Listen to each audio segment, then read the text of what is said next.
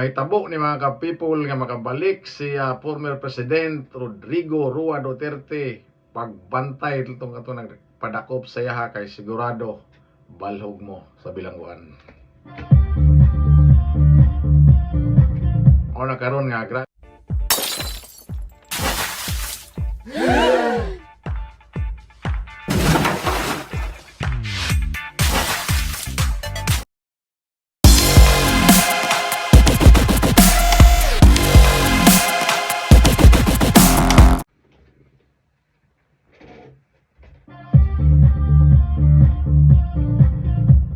okay, mayong hapon, magandang gabi sa lahat nating mga suking tigpaminaw ning atong programa Abante Pinoy. Karon nindot kayo mga ka-people, love us kayo nga atong balita karon gikan lang ni sa Netherlands.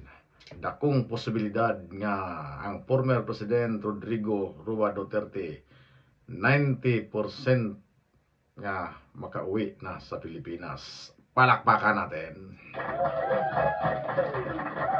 Una karon ang latest update sa interview sa abogado ni former President Duterte. Pero bago po ang lahat mga ka-people, siyempre kung bago ka pa lang dito sa aking channel, huwag kalimutang mag-subscribe at i-share ang ating video para maraming updated sa lahat ng ating mga balita araw-araw, Bisaya o Tagalog o English. So mga ka-people, di na nato dugay-dugayon bitaw. Kaning balita karon nga gikan sa Netherlands nga dakog tsansa kining atong mahal nga dating Pangulong Roa Duterte Rodrigo, dako siya tsansa makagawas tungod sa na sila gipangkubtan nga ebidensya o gipanghawiran usab nga pagpugong sa kaso para di mabalhog nga to sa bilangguan ng atong mahal nga Pangulo. Kung mahitabo ni mga ka-people nga makabalik si former President Rodrigo Roa Duterte, pagbantay itong ato nagpadakop sa yaha kay sigurado balhog mo sa bilangguan. O na karon nga grabe nilang paningkamot diha sa Pilipinas nga magpada ditong mga witness katong mga biktima para dili na gid makabalik si FPRRD. Kaya kung makabalik sila, human silang tanan. Sobra pa sa human. Wala kadlukan, pero wala sila kay balo. Kana si Duterte, prosecutor na presidente, dugay na sa politika, suwito na sa balaod. Mga nagpadala lang siya diha sa Netherlands kay nagrespeto sa balaod, pero kay balo na siya nga makalusot siya. Kuyaw kay nangatao basta Rodrigo, mga hari na mga ka-people.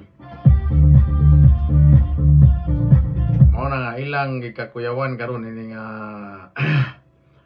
nagpadakop o nagsabot nga ila ra man ang ipanghambog nga nagsabot sila nga ilang pagdakop ni Duterte ya karon nga nabisto na sila, ila na pong gi-deny kana sila Rimulya Brothers. Ya, mulaban po niyang magulang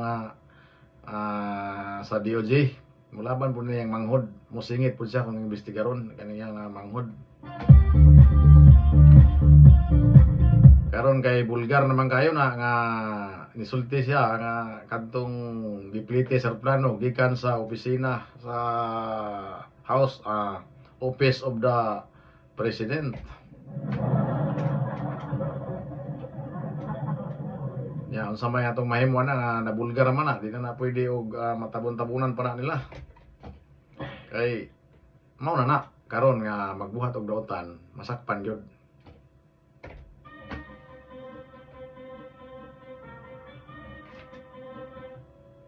Kunya karon mga ka-people kay klaro man kayo nga mabaliktad ni kung makabalik si Pangulong dating Pangulong Duterte kay kana lang gipliti daan sa eroplano asa man nagikuha kwarta man sa mga tao.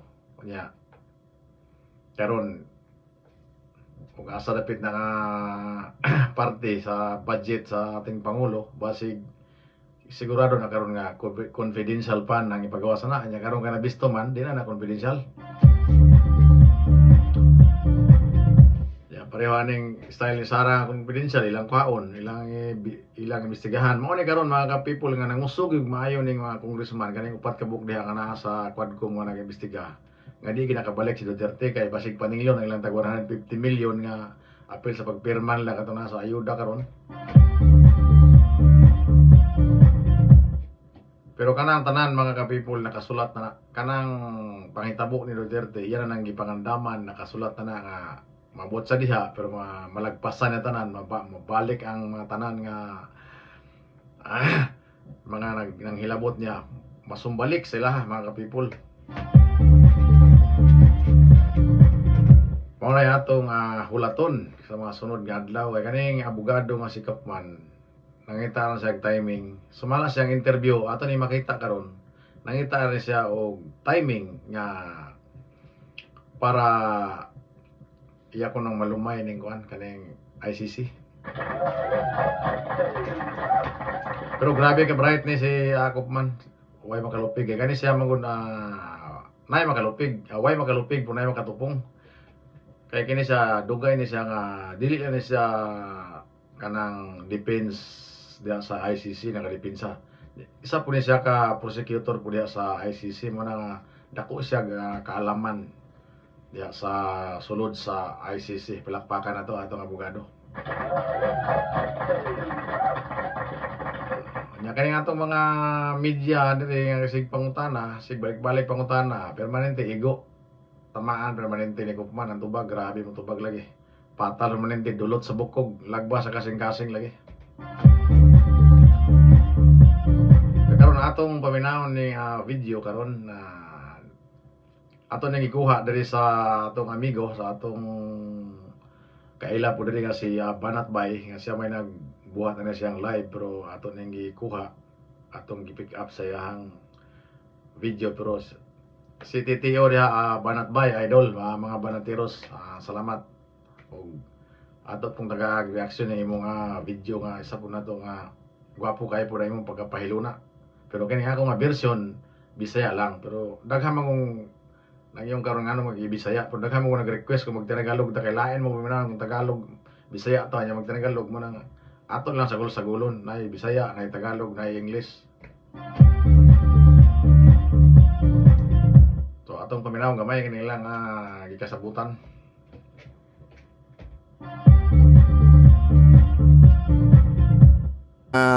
Alam mo, ano siya, may pagkamataray siya, pero gusto ko siya. Kasi alam nyo, barado ho yung mga media. Yung mga, alam mo naman yung mga media natin dito, may pagka, may pagka, pasensya na ho pero ito talaga ang term na dapat itawag sa inyo mga bayaran at gago. Diba? Mamaya pag-usapan natin yan, meron akong matinding pasabog mamaya na nakita at ipapakita ko at papaliwanag ko sa inyo. Pero bago po yan, ito munang interview ng ilang mga media dito sa abogado ni Pangulong Duterte at dahil dito sa interview na ito na alam mo na natingin ko maganda talaga ang titulo nitong video natin is Duterte makakabalik na nga. Naku, patay tayo dyan. Ako, ito na panoorin natin to at ipapaliwanag natin sa bawat isa kung ano ba yung nangyayari at kung paano binara ng lawyer ni Pangulong Duterte ang mga media. O, palakpakan muna! Obviously, it's always welcome that there are supporters. O, ayan, nilagyan na natin ng subtitle para mas kasi minsan yung kanyang islang medyo may pagka talaga mahirap intindihin kaya nilagyan na natin ng subtitle. But politics to one side and the judicial process to another side.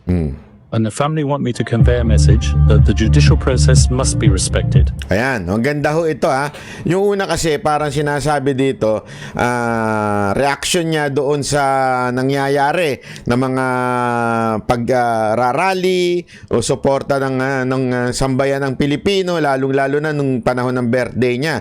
At ito nga, ang ganda ng sinabi niya dito mismong ang pamilya Duterte ang nagsasabing let's respect the court. Alam nyo, ganyan nung si Pangulong Duterte. Yan no ang katangian niya ever since. Always respected the law. 'Di ba? Dahil nga siya ay abogado, dating prosecutor, dating piskal, kaya po siya masyadong marespeto sa batas. At lagi niya nga ho yan sinasabi, paulit-ulit niya yan kahit nung sa mga rally, 'di ba? Kasi may mga nagrarally na gusto na ng revolusyon. Sabi niya talaga noon, hindi. Tayo'y sumunod sa batas. Atin pong sundan po ang mga batas sa ating bayan. At yan din ang pinapaalala niya ngayon sa mga supporter niya kasi nakikita talaga ng buong mundo na na dumadami, nagkakaroon talaga ng people power patungkol sa panawagan na pauwi na si Pangulong Duterte. Pero anong paalala ho ni Kaufman, ni attorney? Sabi niya, ihiwalay natin ang politika at ang mga bagay-bagay dito. At higit sa lahat, ang request ng pamilya Duterte ay respetuhin natin ang korte o ang batas ng ICC na to. There must be absolutely no interference with the independence of the court. Ayan, no interference. Diba? With the judges and for all the parties. Every case at the International Criminal Court is always a highly charged case from a political point of view. There are participants in that process. There's the prosecution, there's the defense, and also there are the victims. The victims' counsels will make their submissions in court.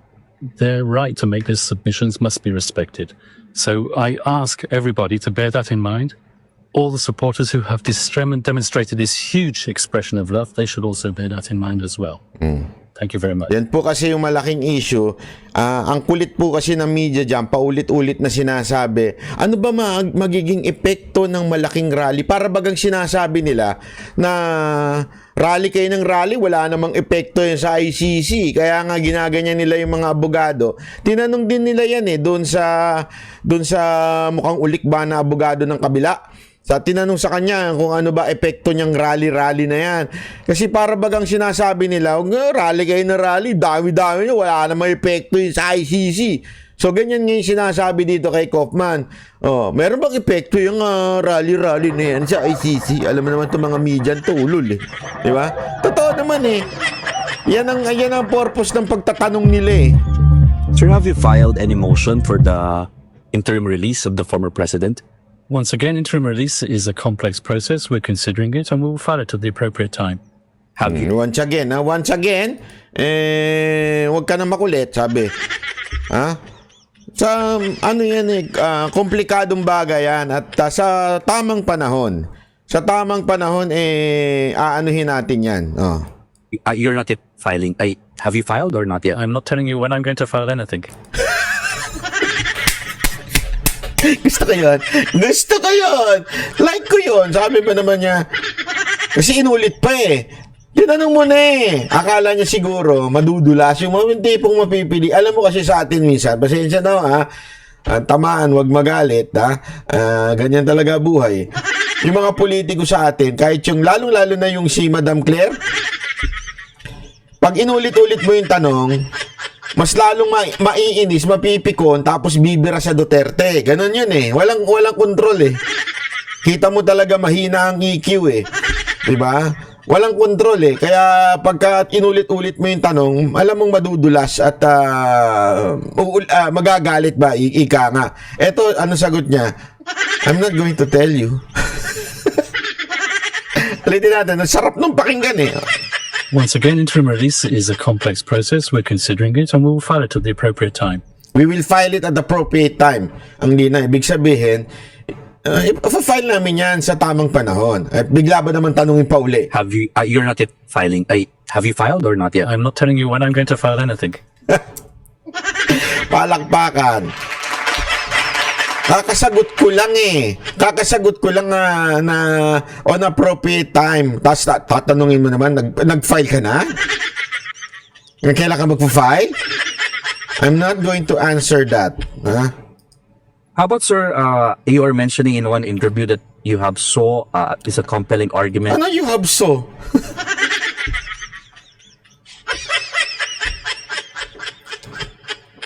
No comment. With regard to junking of the case in terms of jurisdiction, can you just give us a little bit about it? I wouldn't use the word junking the case. the case is slang. Slang.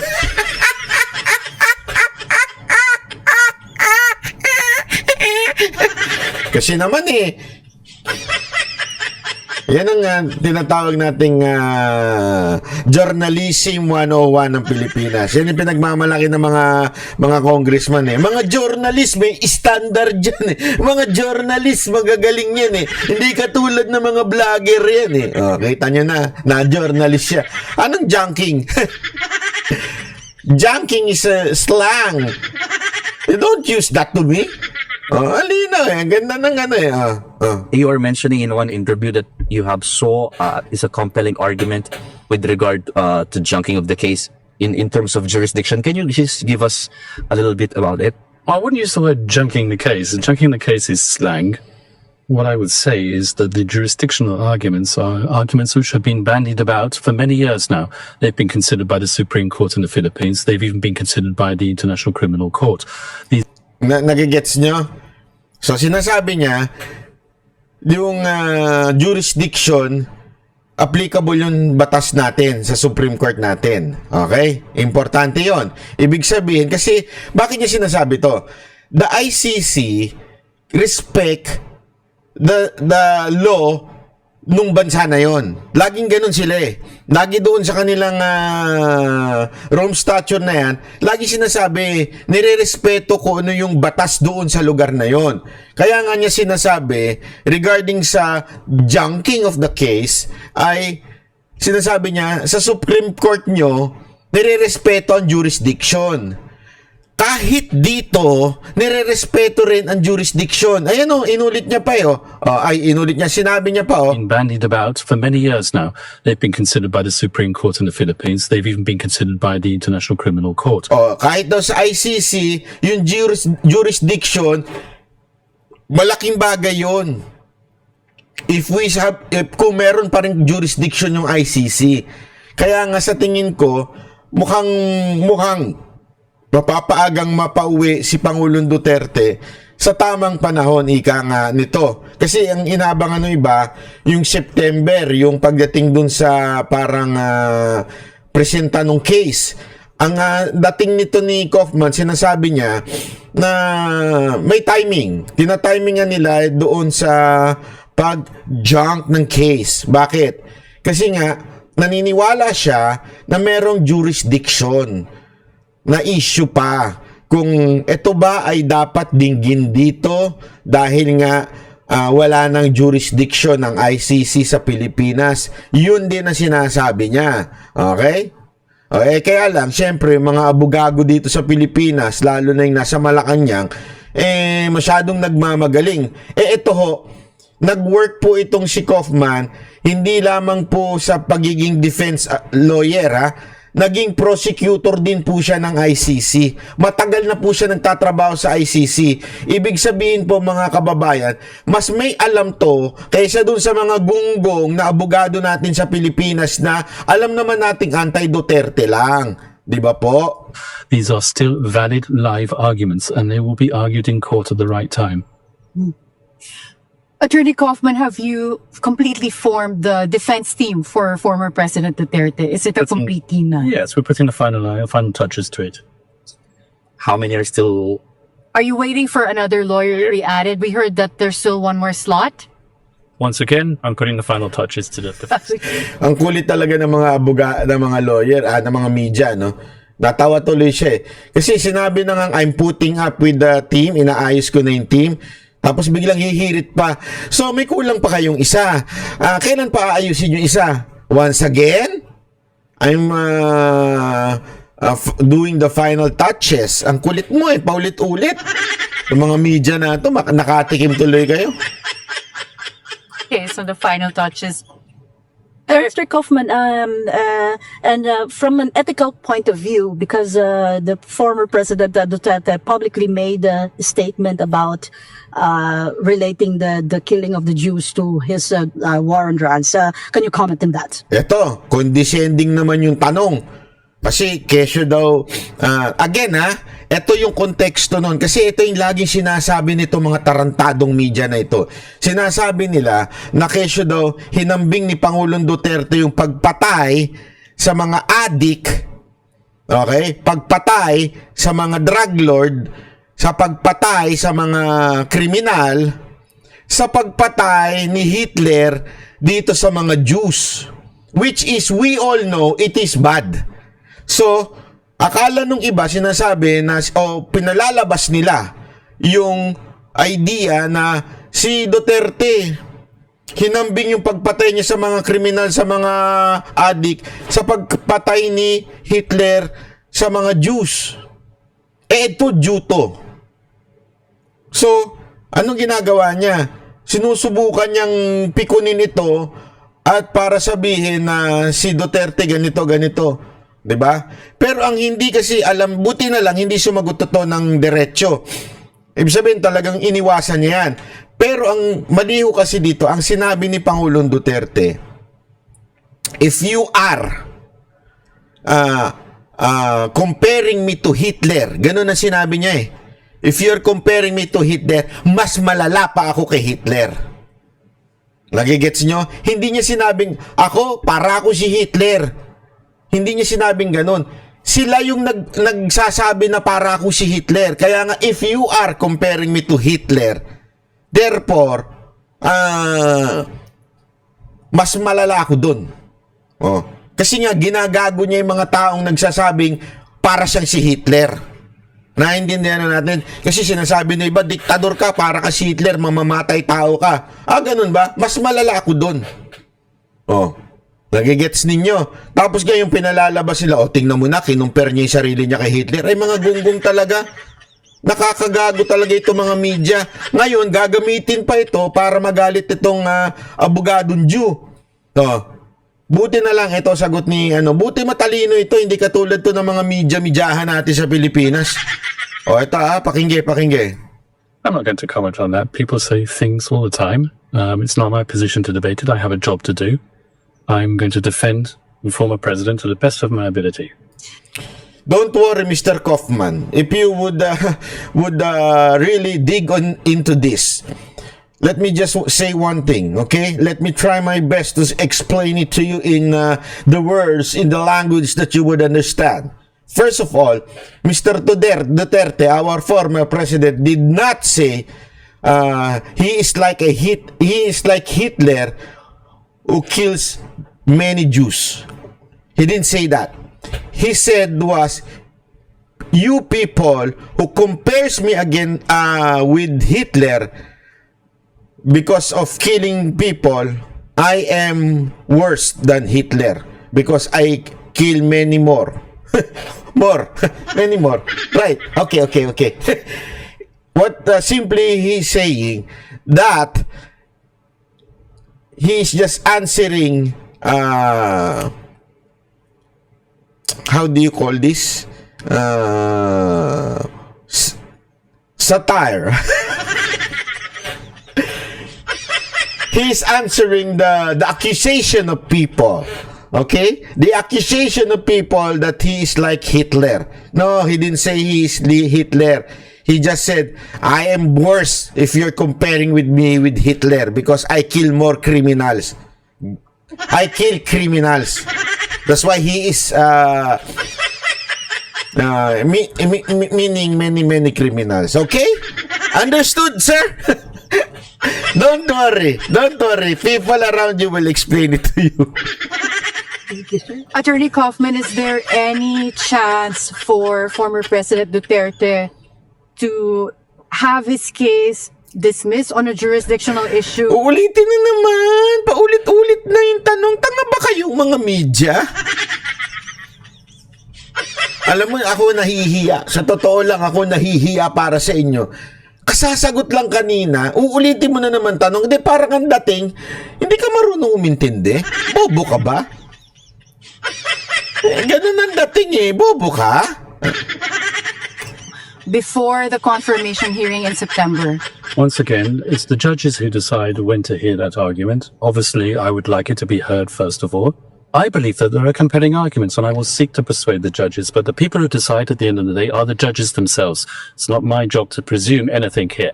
I believe that there is a strong argument for the lack of ability to exercise jurisdiction given the Philippines' withdrawal from the Rome Statute.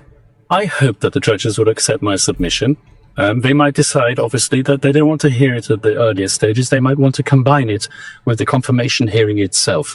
I hope that will not happen, but once again, it's not my position now to presume anything. Ayan, Alina, ang ganda ng sagot niya eh. Yun talaga ay aming hihingin. Okay? But I respect the judges kung kailan nila gustong pakinggan yung argument namin. Actually, ang sinasabi niya nga dito, baka isabay na doon sa confirmation hearing. Ayan, Kaya lang, sana, wini-wish niya, Itself. I hope that will not happen, but I hope that will not happen na ididinggin ng etong court ng ICC o ng judge ng ICC. Sana agahan. Pero syempre, nirerespeto niya yung decision nung korte. Okay? Malinaw ho ang sinasabi niya diyan. Okay? Para kasi alam mo, very professional. Hindi katulad nung babaeng mukhang ulikba doon sa tumutugis kay Pangulong Duterte, yung nagpo-prosecute kay Pangulong Duterte, yung komunista, yun. Abogadong, ewan ko, hindi marunong sa lengguwahe nila. once again, it's not my position now to presume anything. I just make my submissions in court, and the judges will decide. Yeah, Attorney Kaufman, you received documentary evidences submitted by the prosecutor's office. Are they Tingnan mo ito. Ito kasi alam mo natatawa ako kasi pinanood ko rin yung mga interview nun ni Ulikba eh. Hindi ko na lang babanggitin kung sino yung Ulikba. Siya, ang hilig niya mag-discuss ng issue o pagdating sa mga evidence, ang hilig niya i-discuss, binabanggit niya yung dami ng tao na napatay, ilang cases. Eto, tingnan niyo yung sagot niya ha. Nung tinanong siya tungkol doon sa evidence na pinresenta sa kanila, tingnan niyo yung sagot niya. expunable evidences that you think? The disclosure process is confidential, and I'm not going to disclose anything about it. Palakbakan. Yan ang mga gusto kong banat eh. Di ba? Akala ko, ang mataray na abogado ay si Panelo. May mas mataray na pala sa kanila. Ito talagang, it's confidential. I will not discuss it. Boom, kunana. Di ba? Ay, sus. Sir, sorry to reiterate the question. Sorry to reiterate. Uulitin pa talaga. Ako nahihiya sa inyo. Parang ang dating nyo talaga, ewan ko kung content lang ba kayo talaga para may maibalita o hindi nyo talaga naintindihan yung sagot. Ha? Question again. How can you say that you can argue with regard to the jurisdiction? I think I've given my answer to that.